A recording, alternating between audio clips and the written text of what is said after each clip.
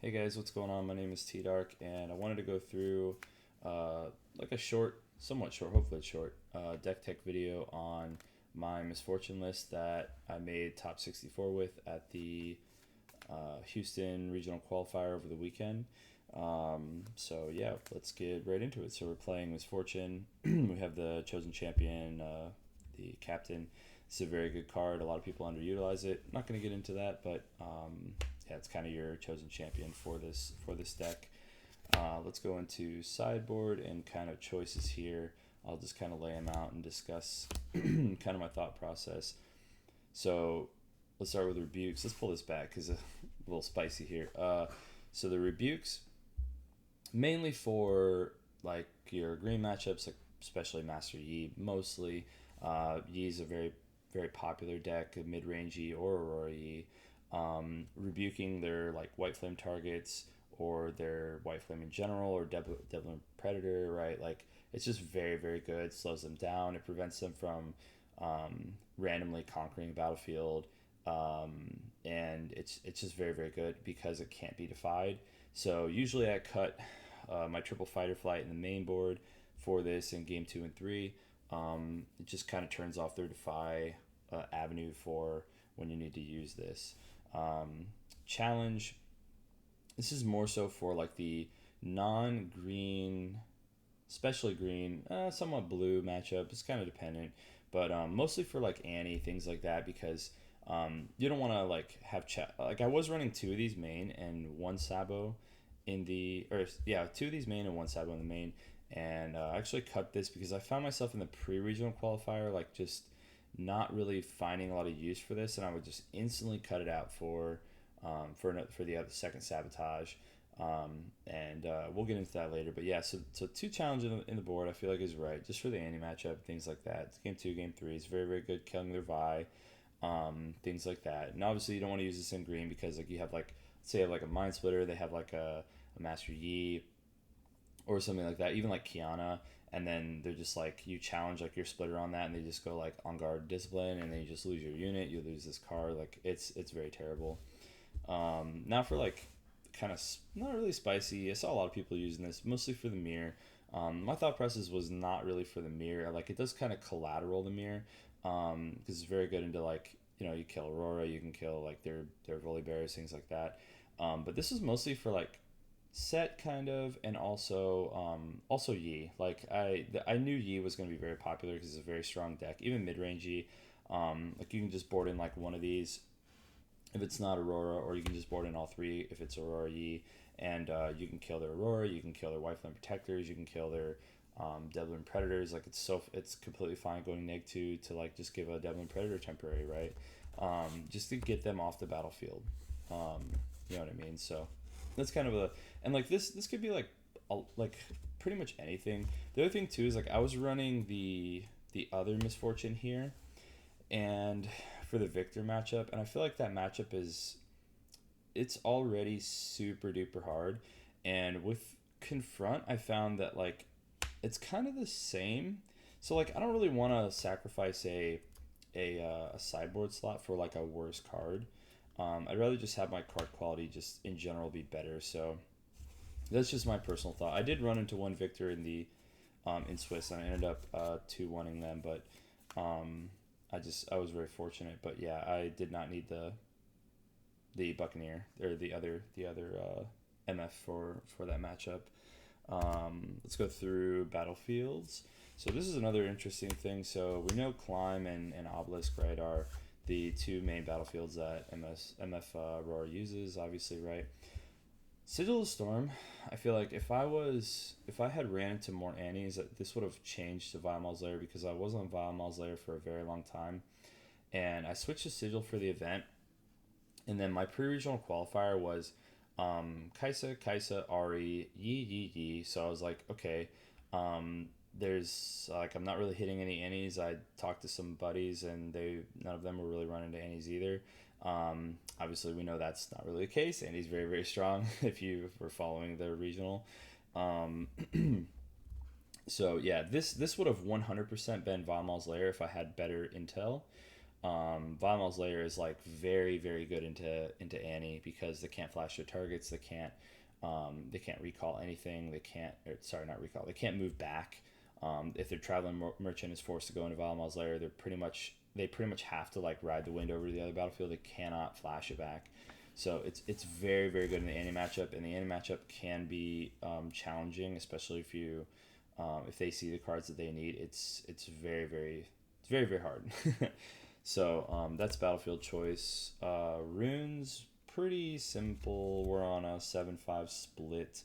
I was on a 6-6 split for a little bit, but 7-5 is just fine. It can be a little awkward when you board in triple rebuke because sometimes you're like, I never found a moment where like when I boarded triple rebuke where I'm like, oh no, I don't have the double chaos. Like usually you always have the double chaos, even if you play a mind splitter, because normally you're like just chilling on like 7 body and you're 9 runes, like you're like permanently on 9, but you're 9, you're always going to be channeling double chaos like every turn. So it's completely fine. And you're never like really rebuking more than once a turn, so you're pretty chilling in that regard. So that's the rune count. Let's get into the main deck. So the main deck choices, these are pretty basic. We're triple gust, right? Triple gust is very very strong for the early game. Prevent double points, double like conquering, things like that with poros, sentries, any of the like early game units that your opponent's playing. This is essentially like, this is one of the best cards in the deck, honestly. Like preventing your opponent from getting 2 points is like extremely relevant early game. It also resets their tempo. Like you basically time walk their turn 1. It's very very very good. It's one of the best cards in the deck. I'll set that over here. Moving on, we've got our ramp. We've got triple mobilize, triple catalyst. This is pretty standard. We want to ramp to Aurora, right? This is sometimes our turn 1. This is sometimes most of the time this is our turn 2. This is what we want turn 2 so that we can turn 3 Aurora. Pretty basic, right? That's our ramp. Moving on, we've got our double Sabo. Sometimes I've seen people run 3 of these. 3 is that's not a bad call at all. Like I think this card is amazing. It's very very very strong.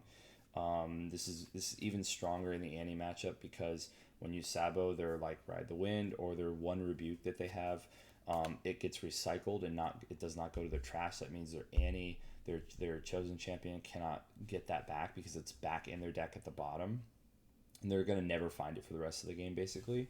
So this card is very very good. It's also very good into like all of your green matchups. Like this can force a defy, and then you have open rune just because they don't want you to look at their hand. But yeah, you can just hand check them before you do anything at the start of your turn after you develop an Aurora, and you can see like, oh, they have like discipline on guard, right? Like, oh, take the discipline. I see the on guard coming. Now I can like Devlin Predator. Their Kiana if it trades. Like so there's a lot of different things. This is a very very good card because you get hand knowledge, right? Hand knowledge is one of the most underrated things in this game, and I feel like people should prioritize it more because when you play this deck, you get a lot of hand knowledge, and you can play around a lot of things. So it's a very very good card. Moving on to interaction, I was on 2 fight or flight, but I feel like 3 is perfect. It's just very good interaction. You push back Darius Cleave, you push back Thousand Tail Watcher, you push back like just and also like hiding this card is very relevant too. Like I don't ever see a lot of people hide this card, and like usually when you're on 9 runes, because you're like, let's say you just Aurora, right? Then you go back to 9, and then you like, let's say you want a Devlin Predator and Sabo the same turn. Like after Aurora, you also don't have like the most powerful battlefields yet because you just played Aurora. Like let's say you got a splitter, you already checked their hand. Your following turn after Aurora is like Devlin Predator, their other battlefield, but like, and you moved your splitter in. You did conquer this battlefield. You have like Devlin Predator here, and then you're going to get 1 more unit from Aurora. Well, like if you looked at their hand, like if you Saboed their hand and they're like double Fox, like obviously you can prepare for it with just by hiding fight or flight, right? But I just want to reiterate that like hiding fight or flight is not a bad not a bad move, especially if you don't know if they're going to top deck Watcher. Like if they've already dug like, 6 cards and they're like they still don't have Watcher, like chances of them finding a Watcher like a Thousand Tail Fox is very very high. So you hide this card and at your weaker battlefield stack the other one, and then when they top deck it, you just reveal it, push it back, right? Very very good card. 2 bullet time. This is just right. You're never going to be able to cast generally more than one of these in a game because you're going to be losing most of your runes. You're not going to get back up to be able to really play the other one. So, and usually there's a lot of filter in the deck to be able to like maybe skip one and then find another one later. So yeah, and this card's very, very good. We all know that this card's very, very good. Stack deck. This is the MVP of the deck, basically, besides Aurora and your units that kill things.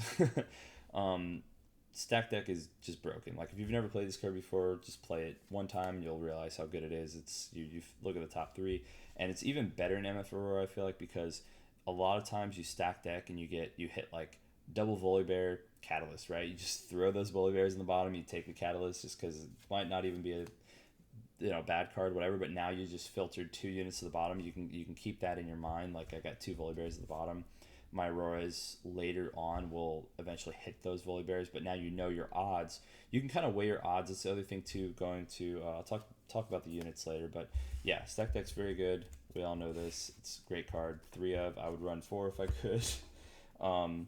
Next is Confront. So Confront is a card that I wasn't really on. I switched to it right before the event. I did a little testing with it. I do like it. It's similar to Scrap Heap. It's the same regard, like where you just play, draw a card.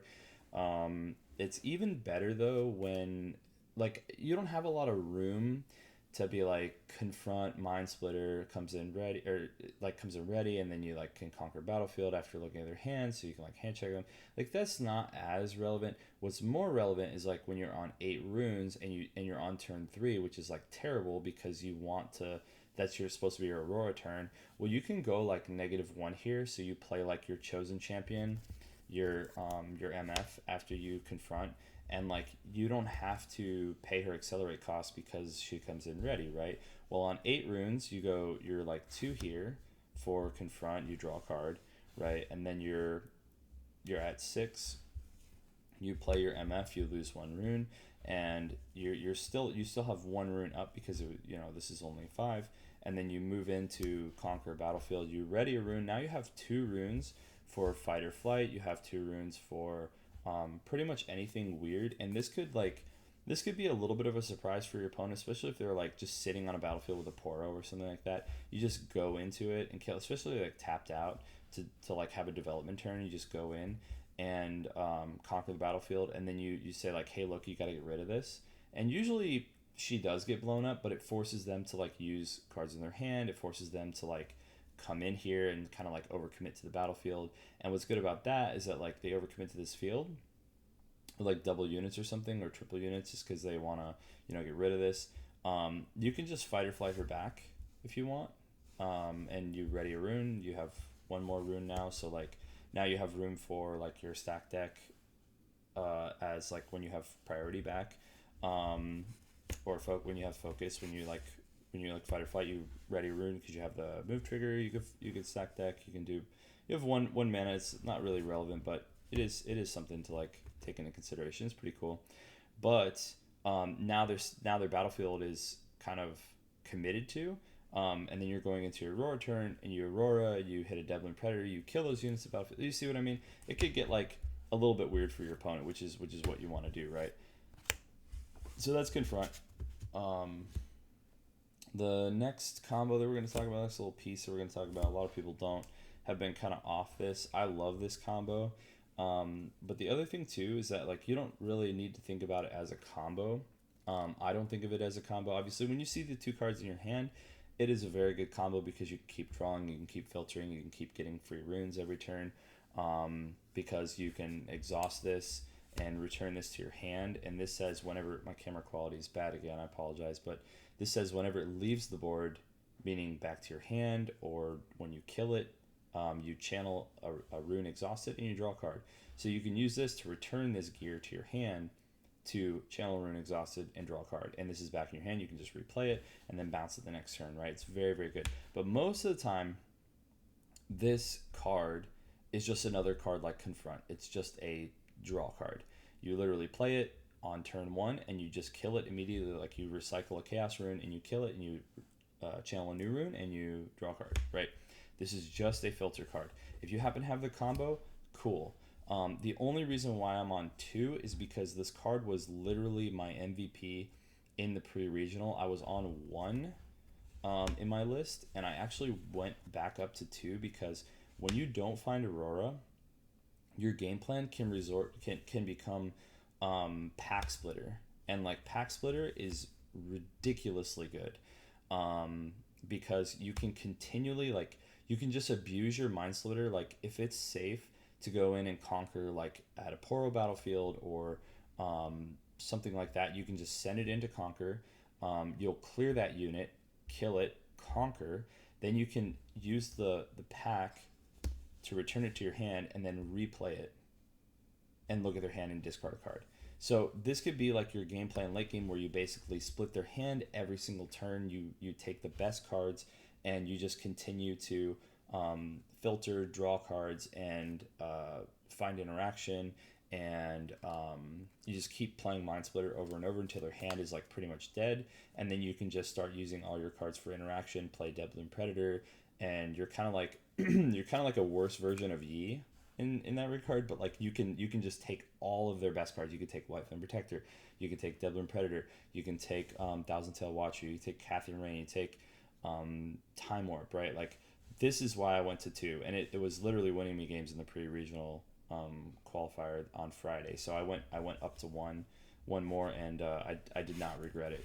In the last bit of cards, obviously we've got 3 Aurora, 3 Mind Splitter, 3 Deadloom Predator, 3 Volibear. This is pretty standard, right? This is kind of what everybody was on. Some people were on like 10 units, some people were on Gorgers. My thought process is I want to keep my game plan as simple as possible, but also like because you do have to keep track of a lot of things with this deck. Not a lot of people realize, but like you do need to keep track of these units in your deck and in your hand and your Aurora targets with your odds. So like the chances of hitting one of these 3 units you can easily quantify in the current game state in a very short period of time based on your hand, what's in your trash, what was already killed, what's already in play, right? So if you have an Aurora and you have like a Splitter in hand, a Volibear in hand, a Volibear in play, and you, let's say your mulligan was like 1 Mind Splitter to the bottom because you're not going to keep a Splitter, you know, right? Like you need to find Aurora, you need to find your ramp. The odds of you hitting a Deadloom Predator, right, are very, very high. So you can kind of like pass your turn into an Aurora trigger, kind of like gauging those odds and being like, okay, I'm probably going to hit a Deadloom Predator here. Like where is it going to go, right? Like you can like quantify those odds. When you're on like weird unit counts, for me, like when you're on like 1 Gorger, 1 Mountain Drake, 1, you know, this, 1 of that, like it becomes hard to like try to quantify your odds on when you're on like 10, 11 units, things like that. And like 9 is like perfect. Like this is fine. Like these guys are really, really big. They're not going to die. You can protect them with Fight or Flight. You can kill them with Bullet Time, etc., etc. So yeah, that's pretty much it for the guide. Again, I apologize for my quality of my camera, but yeah, if you guys like this video, if you want to see some more deck tech stuff or some kind of thought process and lines with this deck, I know it's very linear, but it's very, very fun, and there's some interesting play patterns that you can kind of develop with the deck. But yeah, thanks. Like, favorite, subscribe, and appreciate it, guys. Thank you. Bye now.